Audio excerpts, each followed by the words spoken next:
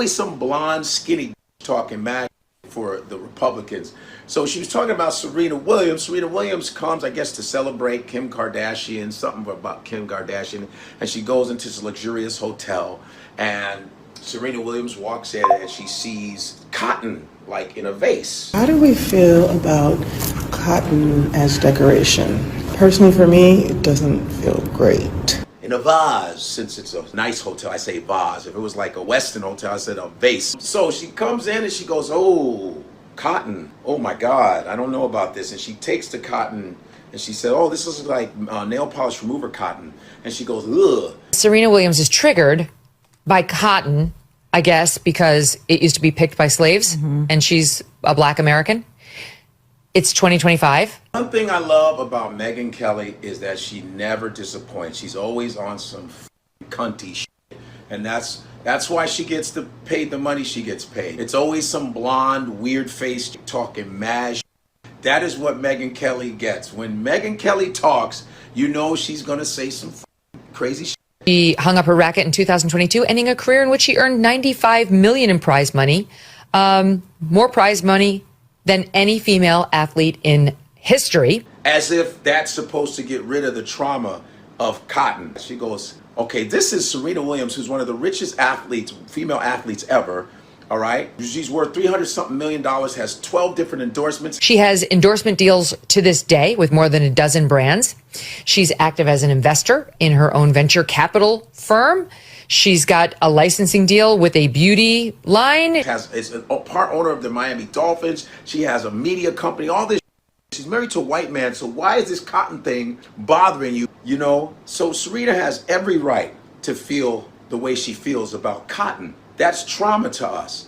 It's no different than people who are survivors of the Holocaust. There's things that traumatize them, and they still throw it in our faces all the time. And we respect that. If Japanese people want to feel something about American in the intern camps, they can feel that way. If Mexicans want to feel a certain way about the Alamo, they can feel that way. But black folks, you act like 400 years is supposed to go away because someone has $300 million. Time to tell it like it is.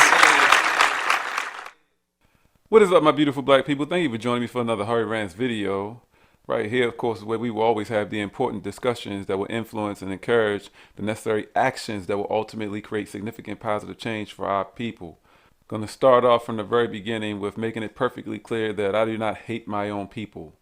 I don't understand why so many of our black people are so dead set on automatically thinking and saying stupid shit like that towards other black people who are simply speaking the truth or speaking sense about some shit.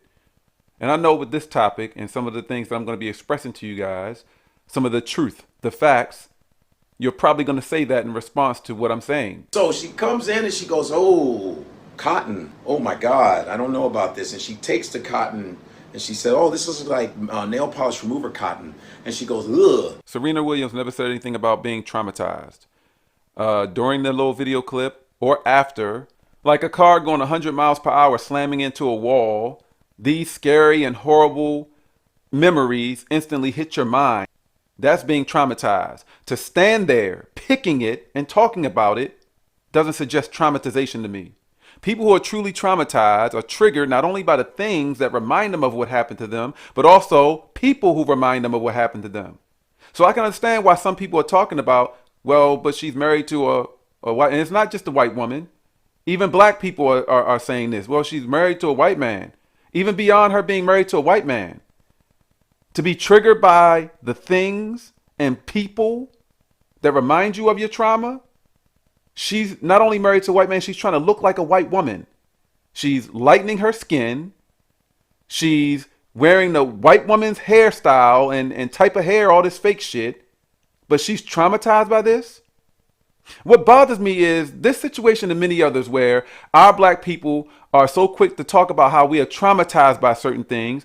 I, nor Serena Williams, nor he, this comedian guy, have been subjected to picking cotton and slavery, being whipped, and all those things that our ancestors have gone through. I don't see how any of us can be traumatized when we didn't physically, personally experience that ourselves. This exaggeration needs to stop. Even beyond that, the consistency at which our black people currently and for many, many decades now have been using the N-word in this country towards each other and other people does not suggest that we are traumatized. If you want people to take seriously how we feel about the use of the N-word or displaying cotton or any of these things that could be traumatizing to us, then we need to take it more serious and stop using the N-word. Stop devaluing ourselves with this fake shit trying to look like the white people that we're traumatized by, right? Not going out and getting married to these people. Now, I'm not against black people getting in relationships with other races of people, but do you understand how it makes absolutely no sense at all trying to make these type of arguments, especially a situation like this? Someone who seems to be very much in love with the very people who traumatize our people. If you're so traumatized, you're trying to look like them, you're married to one of them. This makes no sense at all. To try to make it that serious, traumatized, when you actually have our black women intentionally subjecting themselves to the very things and people that allegedly traumatizes them. That doesn't make any damn sense. Actually picking the daggone cotton. Actually married to the daggone white men. Come on now. Hi, my name is Hannah Lee, and I'm a farmer. Come pick some cotton with me. What? Come pick some cotton with me. What the Now, I know what you're thinking. What on earth is she picking cotton for? I know what you're thinking. What on earth is she picking cotton for? If you wanted me to be quirky, I'd say it's in my DNA. What? Bro, what are you talking about, man? But the truth of the matter is, it's in my household. And as someone who loves a cotton stuffed mattress and a cotton stuffed pillow, and I'm getting low on both, I had to go harvest some cotton. A bullshit? A bullshit? A bullshit? A bullshit? But look how In her household. It's in her household. And her husband is white, by the way. Oh, God. Okay, I said I wasn't going to say that. God damn. you cannot tell me I wasn't born to pick cotton. What? Yeah. Man, look at, man, hell no. Anyway, all jokes aside, What a joker. all jokes aside, I have actually come to love the cotton picking process. I love my little bulbs, and I cannot wait for them to produce more cotton. Look how cute they are. Stop it. Get some help. You cannot tell me I wasn't born to pick cotton. God damn it! You can't make this shit up! You cannot tell me I wasn't born to pick cotton. You cannot tell me I wasn't born to pick cotton. And then she laughs about all this. You want to see a significant change in things for black people in this country? Do you really care enough for that? Then stop using the N-word. Go ahead and try to defend it because you were stupid enough, foolish enough to believe some nonsense ass, stupid ass conversation had between a rapper and a comedian. We've taken the N-word, an extremely degradative term used against our people, and we so proudly speak that to each other. But yet we're traumatized by this. Let's stop with the bullshit. I know. Y'all want so much to believe these people. Y'all want so much to follow them because they're rich and famous, because they're celebrities. So you so desperately want to follow them and believe everything they're saying, even though what they're saying is not true. It's not true. The word does exist, but it's not the word that they're talking about. Their understanding is incorrect. He even admits that what they're talking about. The nigger, the naga, and the negus. The All nagas. of these are the same word. It's not spelled the same, not pronounced the same. Why are we stretching? Why are we trying so hard, so desperate to make this word fit whatever it is that may be true about African language or places in Africa, African history? Look at the context in which we're using the N-word. When we say it majority of the time, we're not even using it correctly. Everything about it is stupid. But you have comedians and rappers that want to try to encourage us to do this dumb shit.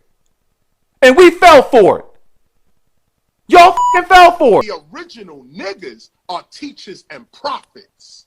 Niger. So imagine if China was to invade America, the first thing they would say is president is a derogatory term. Anybody calling themselves a president.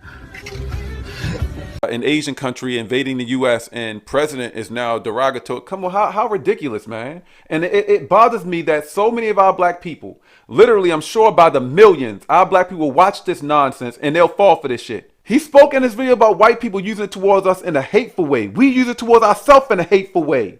None of this shit is making any sense. And it's so massively obvious. It's right there in front of y'all faces. But y'all still will sit back and use the N-word so comfortably, so proudly. If you truly expect other people to take us serious about being traumatized and how we feel about certain situations, certain words and things, then we need to take it serious too. Here's an example of more of our people being used to condition us with failure and keep us in the position that we're in this country. Y'all are falling for that shit. When are y'all gonna wake up from this nonsense? I don't care how rich and famous you are. Serena Williams, this comedian dude, whoever, I don't care. Still proudly using these degrading ass terms that were used against our people. But you're so damn traumatized, right? If you truly care to see a significant positive difference for us, then we need to subscribe to change, subscribe to being better people. Stop following, stop participating, stop encouraging this nonsense that is being fed to us by these black people who don't give a about us.